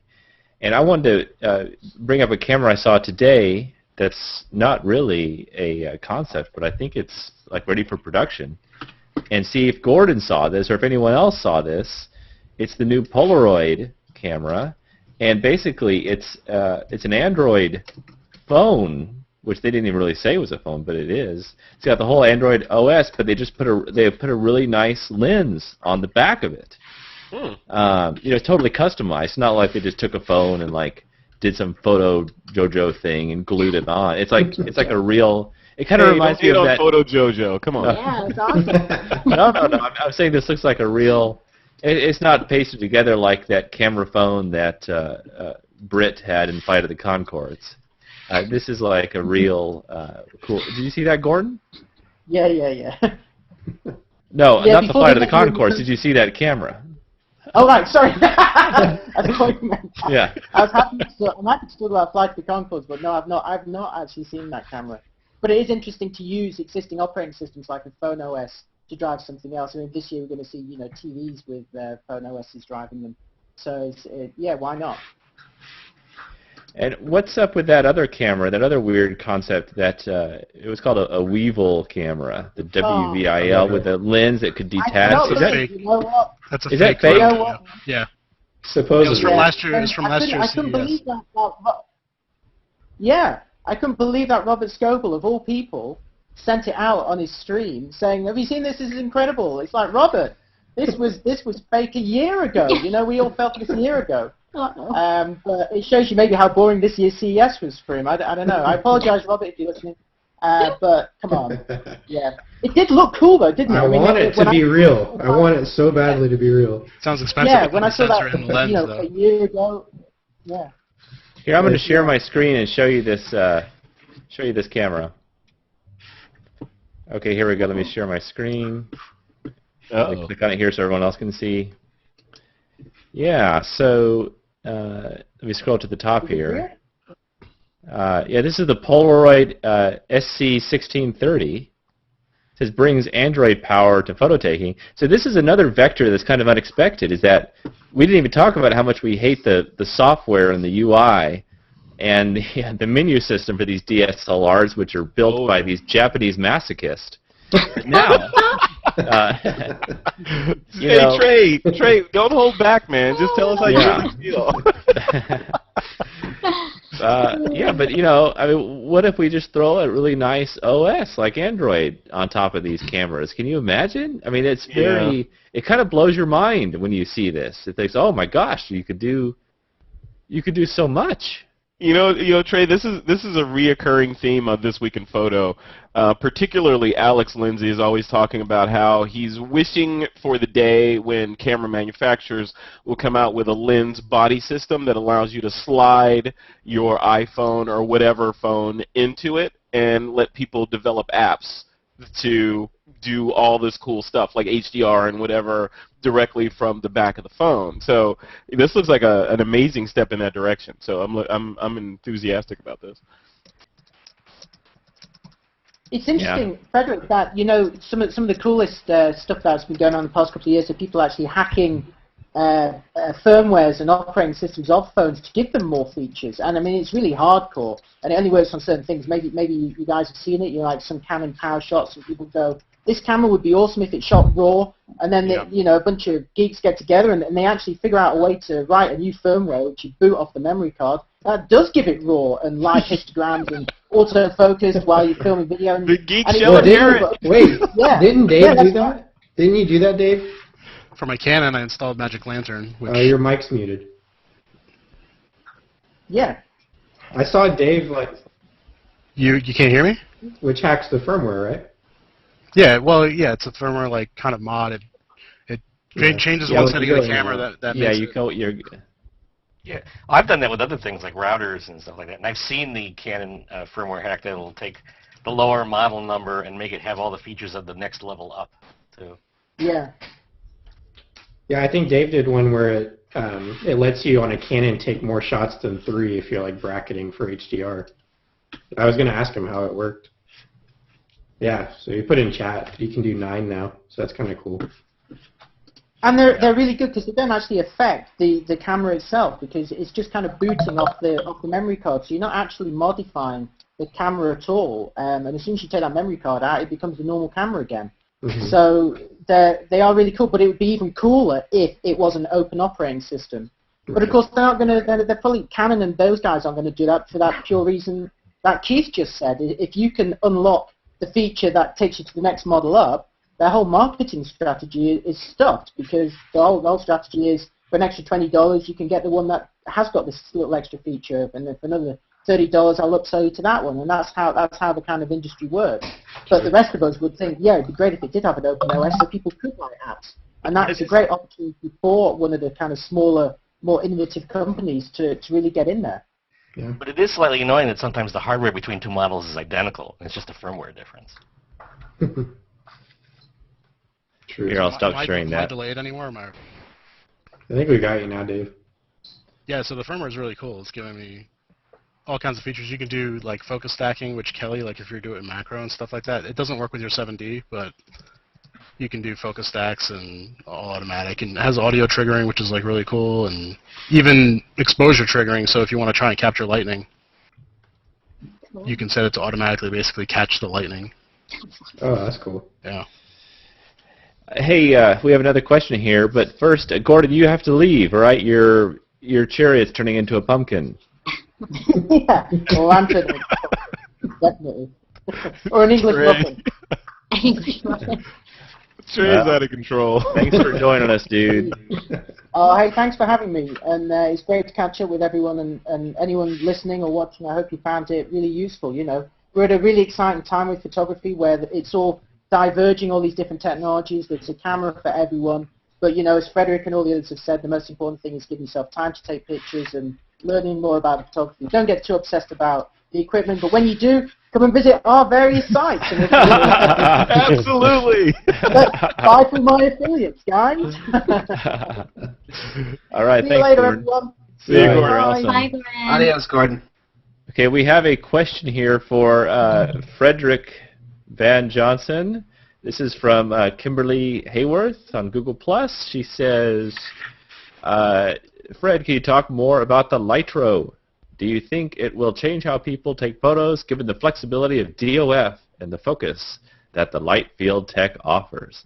Thanks. Love, Twip. Smiley I can answer that in one word. Yes. So, you know, yes with an asterisk, because I haven't actually held the Litro camera like Robert Scoble and others have. So this is a hint out to the Litro people to give me one ASAP. But yeah, so the idea behind Litro is this whole light field technology, meaning, you know, today when we take photos, we focus on a plane, right, a single plane, or a range of focus or depth of field on a single plane, either, you know, things before that plane or after that plane are in focus. What light field technology does is it's looking at a box, you know, so it's saying anything in this whole box is theoretically in focus. So it's capturing all that data that then it can import into the computer, and then later in post-processing you can say, well, I wanted that grid coordinate in 3D space to be in focus, and it can focus on that because it has that data. So, you know, all that said, I think the idea behind the technology is powerful. I mean, you can think of things like in cinematography, when you're shooting a movie, you could shoot it with this Litro technology, and later, when the director is sitting in a chair in post-processing, he could say, you know what, you know, don't focus on the hero here, focus over there, you know, now, and then bring the hero into focus. So they can do that in post now, and how that translates to us as photographers is we can now be lazy, right? You know, theoretically, we could shoot things and, you know, and say, you know, I wanted to shoot the picture of the bride, but really the photo of the ring is more important, so focus sharper on the ring. So, you know, that kind of technology is here, you know. I mean, it was theoretical about it, what, 6 months ago when they first announced Litro, and now they're actually out in people's hands. So I think that technology, as other manufacturers and mainstream manufacturers like Nikon and Canon and Sony and Olympus, etc., license it to put it into hardware, you know, that we see and we buy today, I think it'll you know, it'll take hold, you know. But I don't think it's going to be like a thing that you're going to see within the next 6 months or so, and maybe a couple of years before it starts getting and trickling down to mainstream. But when it does, it's going to be kind of like, okay, this is something else those corporate marketing guys can tack on to make you feel even more compelled to buy more gear. You know, so that would be my answer.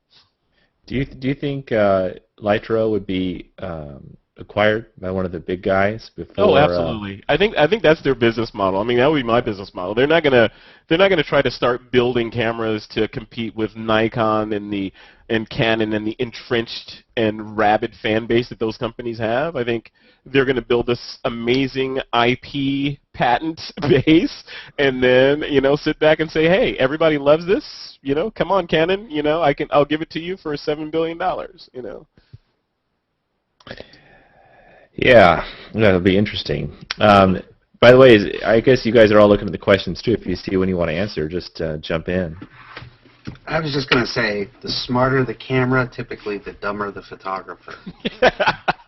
Absolutely. Well, yes and no. I mean, a smart photographer that understands physics and light and exposure and composition and all that stuff can own a smart camera. Hello, me. But right. But you're right. You know, it is the path of least resistance for lots of amateur photographers. Lots of amateurs can say, "Hey, I'm going to get the smartest camera I can afford," and they go out and get this whiz bang and sort of robotic thing that can do all this magical stuff without understanding anything about the physics and properties of light or any of this magic that stuff that we know intrinsically. So right. Yeah, you're right. Well, here's a good story about that, and it's related to this question from Dennis Morasut. He says, okay, here's a question. Why did you all just not buy the D3100 instead of your D3X, D3S, so on and so forth? And this is related to that question. And a good example is, Tom Anderson, right? This, my friend Tom. And he... This is MySpace Tom, right? Yeah. That guy. Anyway, so he got, he was photo curious because I guess he saw my photos and other people's photos. He go, oh, I'm interested. I always see pretty things around me, and I think I want to take photos, but I don't really know how to get started. And so, he has plenty of money, right? Because he sold, he had partners or whatever, but they sold MySpace to Murdoch for $640 million. Mm-hmm. So you can go get whatever you want, basically. But he didn't. He got an entry-level DSLR because he's like, okay, I got to learn how to use this thing. And then, he would take photos, and we would be together in various parts, and he would look at what I would do out of the camera, and I would say, okay, well, one thing this camera could do that yours can't is this. I have a bigger sensor, so this allows me to shoot better in low light when I'm off a tripod. So on and so forth. And I think what people may not understand if they're just kind of new to the sport, Tom understands this, but maybe the gentleman that asked this question didn't, is that a D3S, since it's twice as expensive or 3 times as expensive as the next notch underneath it, it doesn't mean it's 2 or 3 times better. In fact, you can make an argument that it's only 10 or 15% better, and only better in these certain situations. So, if I didn't have it, I would have the lesser one down, and I could still make, I would say, 90% of my images with a lesser camera. But I am happy to have this extra 5 or 10% capability that I squeeze out of the better camera. So that's a fantastic way of putting it. Mm-hmm. Really good. is. Okay. Yeah. Let me see. Let's find another question here. You guys jump in if you see one you want to answer.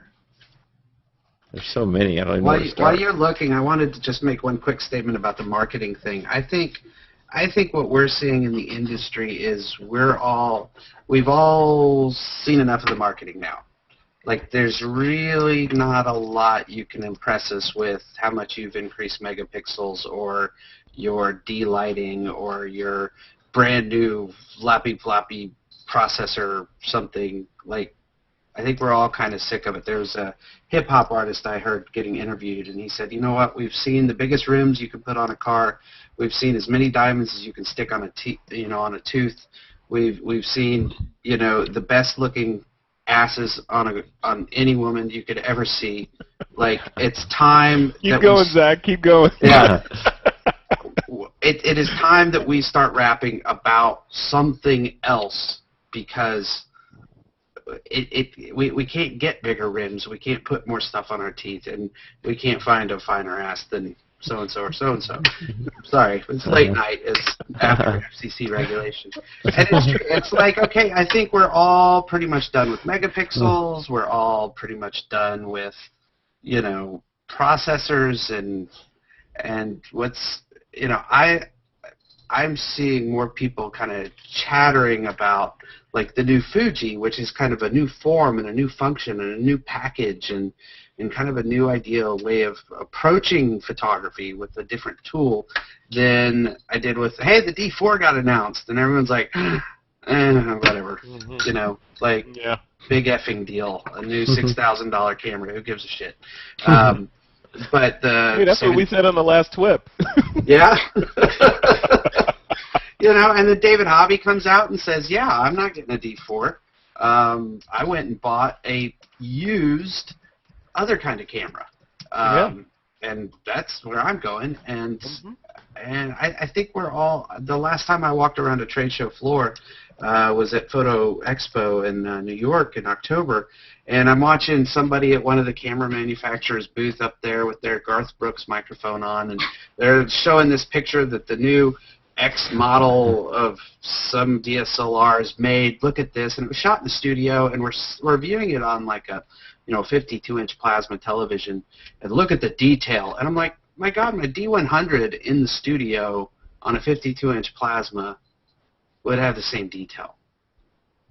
Like, I could, in-studio shot of a 6-megapixel camera on a 52-inch LCD, you're not showing me anything here new. This isn't, you're really just pulling straws. And what you said earlier, Trey, I think it's going to be true of, oh my gosh, so-and-so, who I follow on Twitter, loves this camera system, I'm going to go take a look at it, no matter what the brochures say.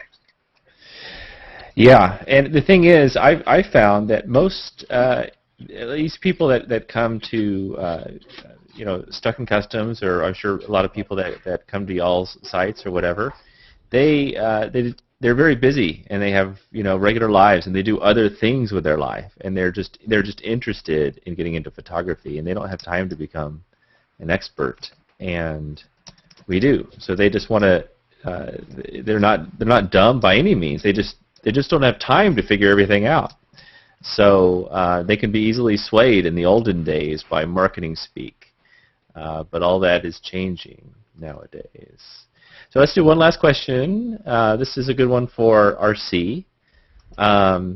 This is from Tertius Karstens. Nice name. From Google+. Yeah, kind of a cool name. I don't really take photos with a camera I have, plus Ivan Rojas. I haven't really touched anything in post. What's my problem? Where should I go to learn? I have a very limited budget. Kelby training. Yes. Well, it's now, to start off, I'll say that there are tons of places online for you to be able to learn stuff. Tons of podcasts online that you can learn a lot of different things. Digital Photography School being one of them. I mean, one of the panelists that's here, runs a place where you can go and you can get a lot of that stuff as well. You're at a spot where you can pretty much just go to Google, go to YouTube, and learn a lot of these kinds of things. So you can get a good foundation for some of that stuff just by searching online. You start at the strobist. And it's funny because it's weird because it's like I run into people all the time that are like, I want to get really, really good at off-camera flash. And I'm like, have you been to the strobist? Yeah. I read all the blog posts. And I'm like, you see the link on the right over there that says boot camp? Yeah. Well, it's just so much. It's just a lot of lessons. And I'm like, go do them. Then come back. And so there's a lot of stuff that's there that's available. So that's free. So that's a good start. From there, my day job at Kelby Training is a really, really good place for you to be able to go and learn from some really, really talented people that are out there. And we've developed a site over at kelbytraining.com that allows you to learn from some of the world's best photographers in a variety of different situations as quickly as you can. Like, we're not after we're going to teach you exposure in 17 hours. That's just not us. We're going to teach you a really, really cool lesson in about, we're going to teach you from Joe McNally in about an hour and a half. We're going to teach you from Moose Peterson in about an hour and a half. So if you want to take a look at that, take a look at that. I think that's like either between $19.95 and $24.95 a month. So you can go there for a couple of months, knock out a whole bunch of stuff, and then when you want to go practice, just stop. Then when you want to learn some more, come back. So those are a whole bunch of options that you can use. Oh, thank you very much, RC. You are awesome. I appreciate it. Okay, well, we'll end the broadcast and the recording here, and I thank you guys very much for your time. That was fantastic. I loved it, and I hope everyone got a lot out of it. Okay, well, we'll sign off now.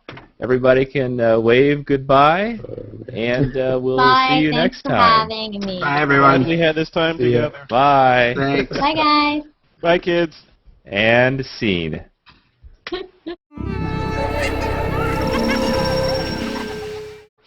Dude, I was just like, let's just find a homeless person and eat him raw. Still on there. Dude, it was like it was testosterone on a level that I could. That is It was awesome. like